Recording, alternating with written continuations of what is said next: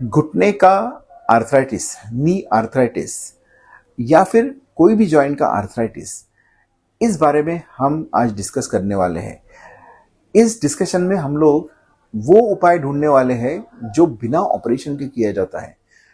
आजकल रीजनरेटिव नी थेरेपीज बहुत ही चल रही है, क्योंकि इसमें काफ़ी सारी रिसर्च होने के बाद ऐसा देखा गया है कि काफ़ी पेशेंट इनिशियल स्टेज के आर्थराइटिस में अगर रीजनरेटिव थेरेपी कराएंगे तो बहुत ही अच्छा रिजल्ट आता है।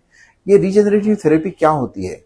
रीजनरेटिव थेरेपी में जब कार्टिलेज डैमेज हो जाता है तो उसको रिप्लेस करने के लिए आइदर अपने खुद के बोन से, फैट से, ब्लड से या फिर रेडीमेड स्टेम सेल से इस कार्टिलेज को हम लोग रीजनरेट कर सकते हैं। इसमें क्या क्या तरीके हैं? एक तो GFC बोलते हैं, ग्रोथ फैक्टर सेल्स।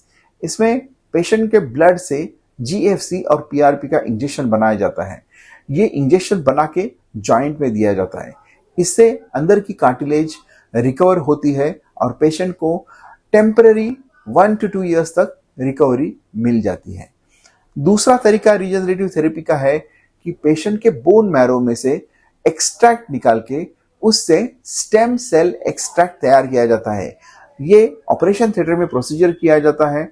नीडल के द्वारा बोन मैरो निकाल के एक्सट्रैक्ट किया जाता है और वो एक्सट्रैक्ट जॉइंट में दिया जाता है। इससे 2 to 4 ईयर्स तक रिकवरी हो सकती है।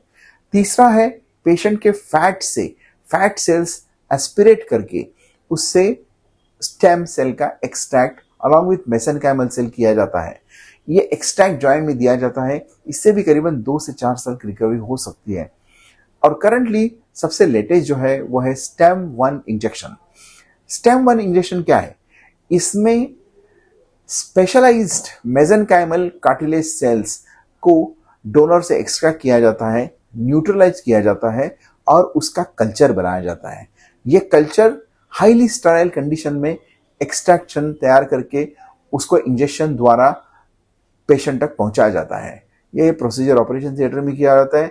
सिर्फ एक छोटे नीडल के द्वारा जॉइंट में दिया जाता है और उसके बाद फिजियोथेरेपी की जाती है। इससे काफ़ी अच्छा रिकवरी होता है।